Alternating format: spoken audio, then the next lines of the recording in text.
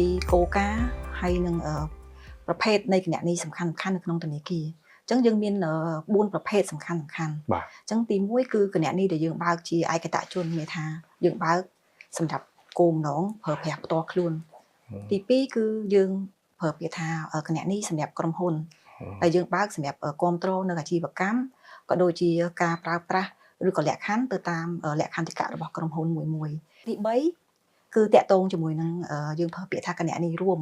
ដែលមានគណនីជាន់ចូលរួមជាមួយនឹងភាគីជាដៃគូអាជីវកម្មឬក៏ជាសាច់ញាតិសហព័ន្ធអីផ្សេងទី4តកតងជាមួយនឹងគណនីដែលយើងប្រើពាក្យថាអនិច្ចជនដែលគាត់បើកសម្រាប់future សម្រាប់គាត់នៅពេលដែលគាត់ពេញវ័យដែលគាត់មានការចូលរួមពីអាណាព្យាបាលឪពុកម្ដាយរបស់គាត់ហើយបើយើងនិយាយអំពីយើងធ្លាប់ជួបប្រទេសអំពីករណីដែលយើងធ្លាប់បានឮតែថាការលក់ឬក៏ជួល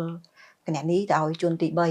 3ចាកន្លែងនេះខ្ញុំក៏ចង់បញ្ជាក់ដែរថាជាទូទៅគណនីដែលយើងបើកជាមួយនឹងធនាគារគឺយើងបើកដោយកំណត់នៅអត្តសញ្ញាណដូចខ្ញុំបញ្ជាក់ខាងដើមអញ្ចឹងអត្តសញ្ញាណរបស់អ្នកប្រើប្រាស់ហើយការប្រើប្រាស់គឺទៅតាមលក្ខខណ្ឌនឹងការប្រើប្រាស់របស់គោលការណ៍ផ្ទៃក្នុងរបស់ធនាគារក៏ដូចជាបទបញ្ញត្តិពាក់ព័ន្ធរួមទាំងការប្រើប្រាស់ហ្នឹងគឺត្រូវគោរពទៅតាមលក្ខខណ្ឌនៃរបស់ខ្លួនឯងដែលយើងបានរក្សាទុកនៅក្នុងធនាគារមួយដូចខ្ញុំបញ្ជាក់អញ្ចឹងថាគណនីយើងមានសិទ្ធិក្នុងការប្រើប្រាស់ខ្លួនឯងក្រុមហ៊ុនឬក៏អ្នកចូលរួមជាមួយគ្នាអីជាដើមអញ្ចឹងបើយើងនិយាយអំពីឈានទៅដល់ការលក់ជួលគណនីអាហ្នឹងយើងនិយាយអំពីការប្រព្រឹត្តនៅបទល្មើសព្រោះនៅក្នុងលក្ខខណ្ឌនេះគឺយើងមានចែងនៅក្នុងច្បាប់ប្រឆាំងការឆបោកតាមប្រព័ន្ធបច្ចេកវិទ្យាក៏ដូចជាការសម្អាតប្រាក់ផងដែរចាអញ្ចឹងកន្លែងនេះខ្ញុំក៏ជាឱកាសចង់បញ្ជាក់ដែរថាការលក់ជួលគណនីមិនមែនជាមុខរបរសុចរិតដែលយើងធ្វើជាប្រចាំសម្រាប់ការ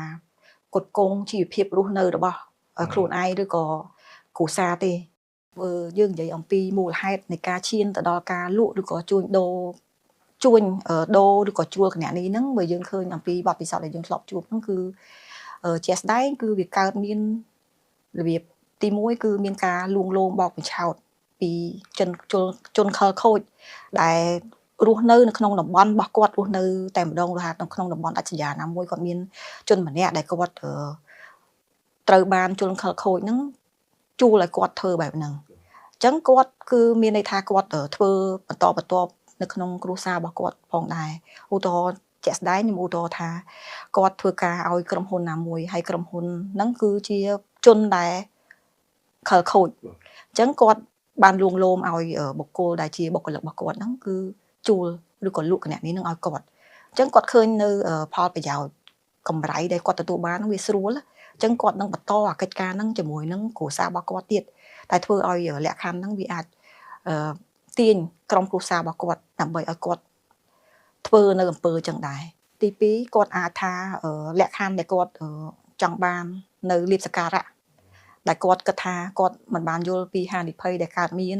គាត់មិនយល់ពីផលវិបាកផ្លូវច្បាប់ហើយគាត់ទទួលបាននៅកម្រៃហ្នឹងដោយគាត់គិតថាជាចំណូលប្រចាំថ្ងៃរបស់គាត់តែជាក់ស្ដែងការជួញដូរនេះវាមិនមែនជាមុខរបរខ្ញុំចង់បញ្ជាក់ឲ្យបញ្ជាក់ទៀតមិនមែនជាមុខរបរសុចរិតទេគឺជាអំពើខុសច្បាប់